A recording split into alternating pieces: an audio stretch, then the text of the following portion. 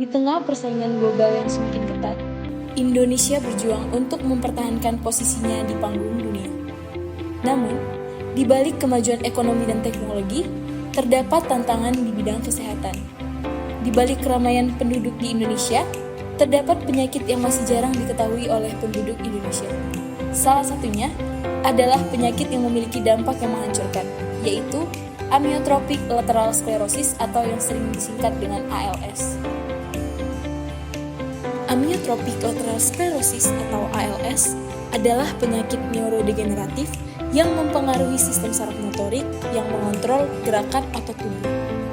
Meskipun ALS mungkin terasa jauh dari kita, namun kenyataannya dampaknya dirasakan oleh komunitas di Indonesia juga.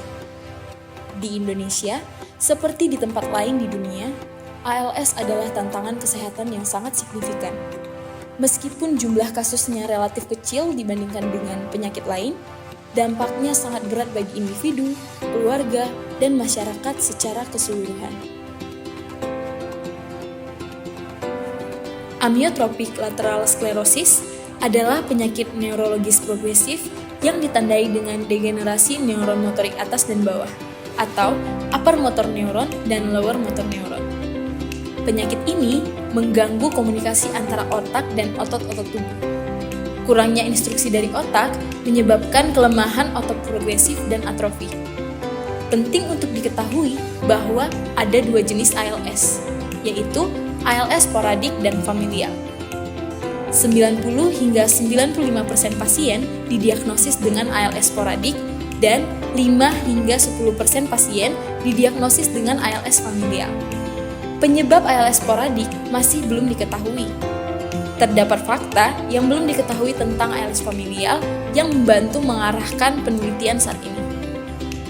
Faktor risiko tertentu seperti usia, jenis kelamin, dan genetika mempengaruhi kemungkinan terjadinya ALS. Kemungkinan terjadinya ALS meningkat seiring bertambahnya usia dan paling sering pada usia 47 hingga 52 tahun untuk ALS tipe familial dan pada usia 58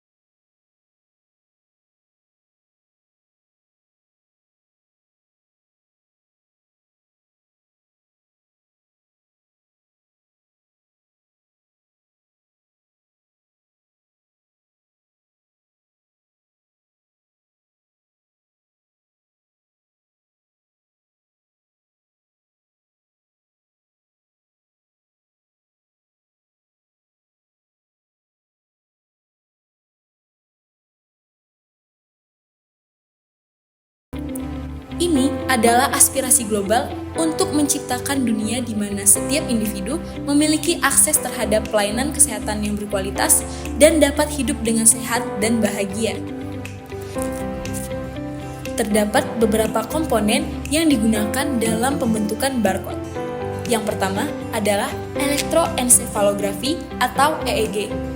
Elektroensefalografi adalah metode yang digunakan untuk merekam aktivitas listrik otak.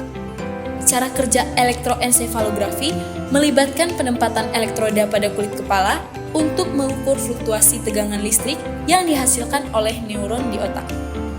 Elektroensefalografi memiliki resolusi waktu yang tinggi, non-invasif, dan relatif murah, menjadikannya alat yang berharga dalam penelitian yang melibatkan rekayasa neural, neuroscience, dan rekayasa biomedis seperti antarmuka otak komputer atau BCI, analisis tidur, dan deteksi kejang.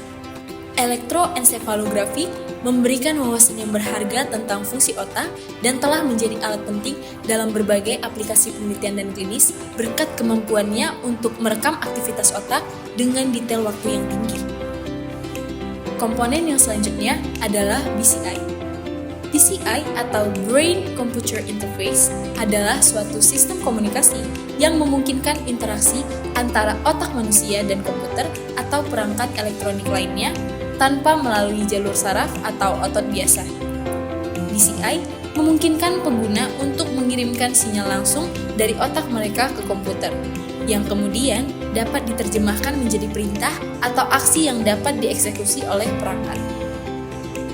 Dengan menggabungkan teknologi elektroensefalografi dan Brain Computer Interface atau BCI, kami menciptakan suatu kerangka perangkat yang revolusioner, yaitu barcode, Brainwave Assistive Communication Device.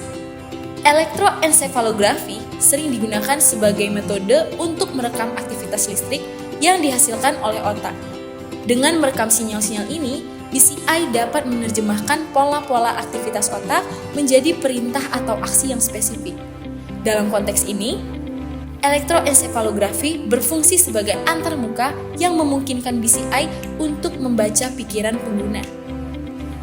Dengan menggunakan teknologi elektroensefalografi, BCI dapat mengidentifikasi pola-pola tertentu dalam aktivitas otak yang berkaitan dengan niat atau pikiran tertentu. Kemudian, algoritma pembelajaran mesin atau deep learning digunakan untuk melatih sistem BCI agar dapat mengenali pola-pola ini dan mengasosiasikannya dengan perintah atau kata-kata tertentu. Ini memungkinkan pengguna untuk mengontrol perangkat elektronik atau berkomunikasi dengan komputer hanya dengan menggunakan pikiran mereka tanpa perlu melalui gerakan fisik atau kata-kata lisan. Barcode bukan hanya sebuah perangkat, tapi juga sebuah harapan bagi mereka yang terbatas oleh ALS. Perangkat ini menempel dengan nyaman di kepala pengguna, mengukur sinyal otak mereka dengan akurasi tinggi.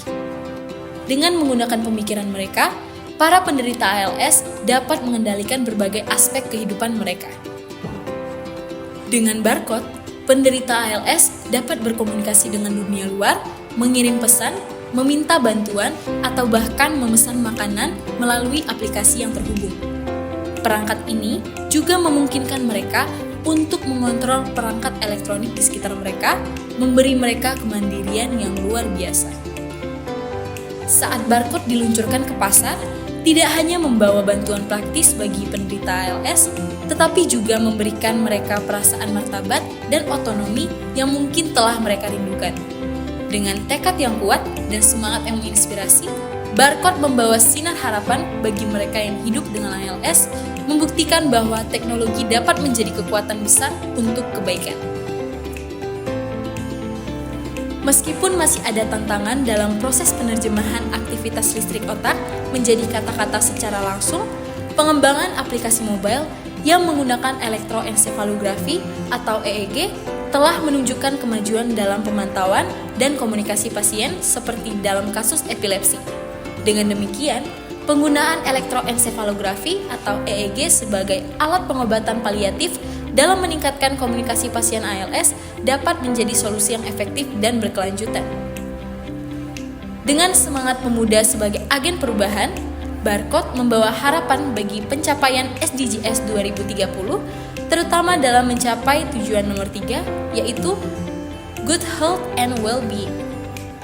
Bersama-sama, kita dapat menciptakan dunia yang lebih inklusif dan berkelanjutan untuk semua.